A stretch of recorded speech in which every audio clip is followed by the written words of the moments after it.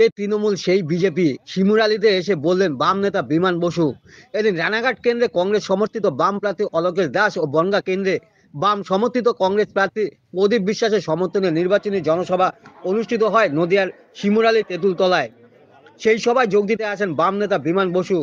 আসন্ন লোকসভা নির্বাচনে বাম কংগ্রেস জোট প্রার্থীদের ভোট দেওয়ার আবেদন করেন তিনি। এছাড়াও তিনি বলেন বিজেপি তৃণমূল একটাই, যে বিজেপি সেই তৃণমূল। এদিন কেন্দ্রের বিজেপি ও রাজ্যের তৃণমূল কংগ্রেসকে তীব্র আক্রমণ করলেন বাম নেতা বিমান বসু। প্রাকৃতিক দুর্যোগ উপেক্ষা করে বাম ও কংগ্রেস কর্মীরা উপস্থিত ছিলেন এদিনের সভায়। সভা পরিচালনা করেন বাম নেতা শান্তনু ঝা।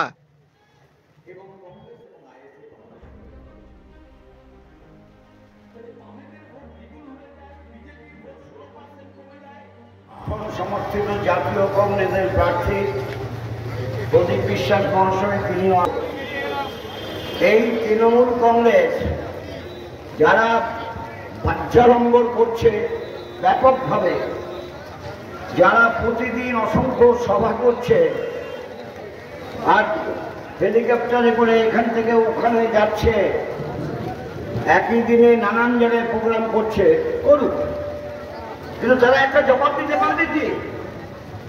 যেদিন সিটিজেনশিপ অ্যামেন্ডমেন্ট অ্যাক্ট পেশ করা হয়েছিল লোকসভায়, তারা তখন কোথায় ছিলেন? তারা কেন তার আগে বেরিয়ে গিয়েছিলেন? জবাবটা দিতে। তৃণমূল বিজেপি যেভাবে চলছিল, আজকে তৃণমূলে তিনি, আবার কালকে বিজেপিতে। কি আমি কি মিথ্যা কথা বলছি নাকি? এইখানে যিনি তৃণমূলের রানাঘাট লোকসভা কেন্দ্রে প্রার্থী হয়েছেন, তিনি কিছুই না 4 মাস আগে কোথায় ছিলেন আপনারা জানেন? কোথায় ছিলেন? মুকুটমণি অধিকারী কোথায় ছিলেন?